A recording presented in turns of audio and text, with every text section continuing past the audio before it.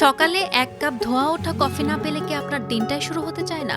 কিন্তু আপনি কি জানেন, আপনার এই প্রিয় পানীয়টি আবিষ্কার হয়েছিল এক পাল ছাগলের অদ্ভুত লাফালাফি দেখে? ইথিওপিয়ার জঙ্গল থেকে আপনার হাতের মগ পর্যন্ত কফির এই পথ চলা যতটা রোমাঞ্চকর, এর বিজ্ঞান তার চেয়েও বেশি রহস্যময়। ১ কাপ কফি কি আসলেই আপনার ডিএনএ রক্ষা করতে পারে? কেনই বা এটি তিতা হয়?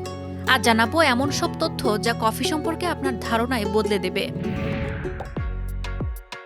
কফির গল্পের শুরু কয়েকশো বছর আগে ইথিওপিয়ার পাহাড়ি অঞ্চলে।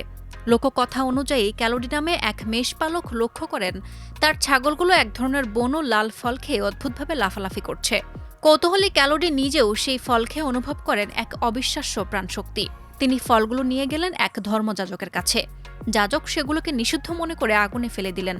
আর ঠিক তখনই চারদিকে ছড়িয়ে পড়ল কফির সেই চিরচেনা মায়াবী সুগন্ধ।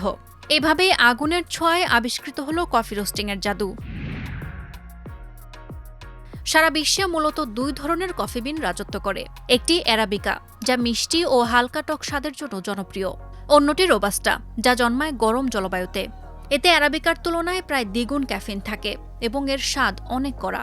আপনি যদি কড়া কফি পছন্দ করেন তবে রোবাস্টা আপনার জন্য, আর সুগন্ধি ও কোমল স্বাদ চাইলে বেছে নিন অ্যারাবিকা। তবে অনেকের মনে প্রশ্ন জাগে, কফি কেন তিতা হয়? বিজ্ঞানীদের ভাষায় কফির এই তিতা স্বাদের মূলে রয়েছে ল্যাকটোনস এবং ক্লোরোজেনিক অ্যাসিডের মতো কিছু জৈব উপাদান। তবে তিতা হওয়ার প্রধান কারণ হলো একে পোড়ানোর বা রোস্টিংয়ের ধরন। কফি বিন যত বেশি ডার্ক রোস্ট করা হয় তার ভেতর থেকে তত বেশি তেল বেরিয়ে আসে এবং এর স্বাদ তিতা হতে থাকে। এছাড়া পানির তাপমাত্রা এবং কতক্ষণ ধরে কফি তৈরি করা হচ্ছে তার উপরও এর স্বাদ নির্ভর করে। এবার আসা যাক স্বাস্থ্যের কথায়। জনস হপকিন্স ও হার্ভার্ডের মতো বড় বড় বিশ্ববিদ্যালয়ের গবেষণা বলছে কফি আপনার আয়ু বাড়িয়ে দিতে পারে। নিয়মিত ২ থেকে ৩ কাপ ব্ল্যাক কফি পান করলে হৃদরোগ, হার্ট ফেলিওর এবং স্ট্রোকের ঝুঁকি অনেক কমে যায়। শুধু তাই নয়, কফিতে থাকা ক্যাফেইন আমাদের কেন্দ্রীয় স্নায়ুতন্ত্রকে উদ্দীপিত করে, যার ফলে মনোযোগ ও কর্মক্ষমতা বাড়ে। এটি আলঝেইমার এবং পার্কিনসন্সের মতো মস্তিষ্কের রোগ প্রতিরোধেও দারুণ কার্যকর। অবিশ্বাস্য হলেও সত্যি, কফি পানকারীদের টাইপ 2 ডায়াবেটিসে আক্রান্ত হওয়ার সম্ভাবনা অনেক কম, কারণ কফি শরীরের ইনসুলিন ও সেন্সিটিভিটি উন্নত করে। এছাড়া কফিতে থাকা প্রচুর পরিমাণে antioxidant colon cancer, liver cancer এবং স্তন ক্যান্সারের ঝুঁকি কমায়। এমনকি ডার্ক রোস্ট কফি আমাদের ডিএনএ ক্ষয়রোধ করে শরীরকে ভেতর থেকে শক্তিশালী রাখে। তবে মুদ্রার উল্টো পিঠও আছে। পুষ্টিবিদদের মতে দিনে ৪ কাপ বা ৪০০ মিলিগ্রামের বেশি ক্যাফেন গ্রহণ করা বিপজ্জনক হতে পারে। অতিরিক্ত কফি পান করলে অস্থিরতা, অনিদ্রা, মাথা ব্যথা এবং রক্তচাপ বেড়ে যাওয়ার মতো সমস্যা দেখা দেয়। বিশেষ করে যাদের গ্যাস্ট্রিকের সমস্যা আছে তাদের জন্য খালি পেটে কফি পান করা মারাত্মক হতে পারে।